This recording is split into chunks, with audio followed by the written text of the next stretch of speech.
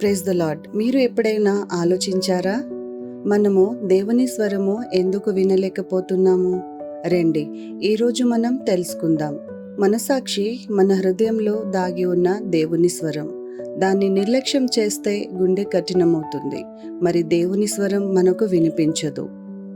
పరిశుద్ధ గ్రంథం చెబుతుంది, సామెతలు 20:27, నరుని ఆత్మ యెహోవా పెట్టిన దీపము, అది అంతరంగములన్నీ శోధించును. మనసాక్షి అనేది దేవుడు మనలో ఉంచిన ఒక ప్రత్యేక వరం.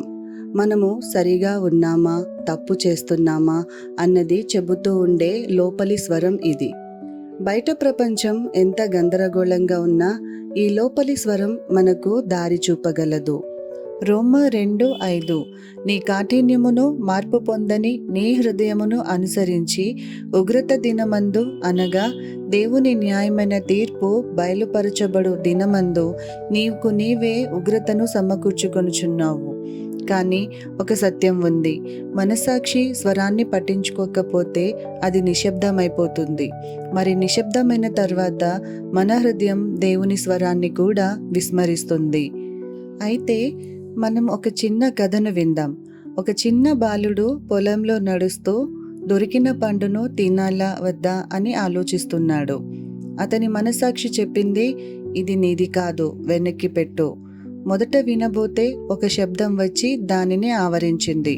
తర్వాత రెండోసారి మరో తప్పు చేసినప్పుడు ఆ లోపలి స్వరం ఇంకా బలహీనమైంది. కొంతకాలం తర్వాత ఏ తప్పు చేసినా అతని మనస్సాక్షి నిశ్శబ్దమైంది. 1 తిమోతి 4:2 అంటుంది, దయ్యముల బోధ యందును లక్ష్యముంచి విశ్వాస భ్రష్టులగుదురని ఆత్మ తేటగా చెప్పుచున్నాడు. ఇదే మనం చేసే తప్పు. ఒకసారి వినకపోతే రెండోసారి వినడం ఇంకా కష్టమవుతుంది. 3 సార్లు విస్మరిస్తే చివరికి మనస్సాక్షి నిశ్శబ్దమైపోతుంది. దేవుని స్వరం ఎలా వినాలి? యోహాను 10:27, నా గొర్రెలు నా స్వరము వినును, నేను వాటిని ఎరుగుదును, అవి నన్ను వెంబడించును. ఎఫెసీలు 4:18-19, వారైతే అంధకారమైన మనసు గల వారై తమ హృదయ కాఠిన్యము వలన తమలోనున్న అజ్ఞానము చేత దేవుని వలన కలుగు జీవములో నుండి వేరుపరచబడిన వారై తమ మనస్సునకు కలిగిన వ్యర్థత అనుసరించి నడుచుకొనుచున్నారు. ఈరోజు మీరు ఆయన స్వరము వినిన ఎడల మీ హృదయములను కఠినపరచకుడి. సామెతలు 28:14, నిత్యము భయము కలిగి ప్రవర్తించువాడు ధన్యుడు, హృదయమును కఠినపరుచుకొనువాడు కీడులో పడును. మనసాక్షిని ఎలా కాపాడుకోవాలి? 2 కొరింథీలు 13:5, మీరు విశ్వాసము గలవారై ఉన్నారో లేదో మిమ్మును మీరే శోధించుకుని చూచుకొనుడి, మిమ్మును మీరే పరీక్షించుకొనుడి. మీరు భ్రష్టులు కాని ఎడల యేసుక్రీస్తు మీలోనున్నాడని మిమ్మును గూర్చి మీరే ఎరుగరా? తప్పును ఒప్పుకోవడం ఎంత చిన్నదైనా అంగీకరించాలి. దేవుని వాక్యంలో ఉండటం, ప్రతిరోజు చదవడం, ధ్యానించడం, ప్రార్థనలో ఉండటం, దేవునితో సన్నిహిత సంబంధం ఉంచుకోవడం, పరిశుద్ధాత్మకు లోబడటం, ఆయన నడిపించనివ్వడం. మనస్సాక్షి పువ్వు లాంటిది, నిర్లక్ష్యం చేస్తే ఎండిపోతుంది.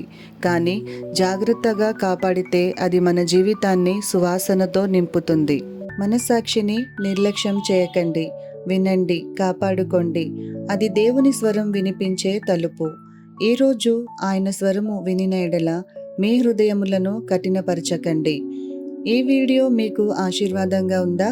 మర్చిపోకండి, లైక్ చేయండి, షేర్ చేయండి, ఇంకా సబ్స్క్రైబ్ చేయండి. మరిన్ని శక్తివంతమైన ఆధ్యాత్మిక వీడియోల కోసం వేచి ఉండండి. ధన్యవాదములు.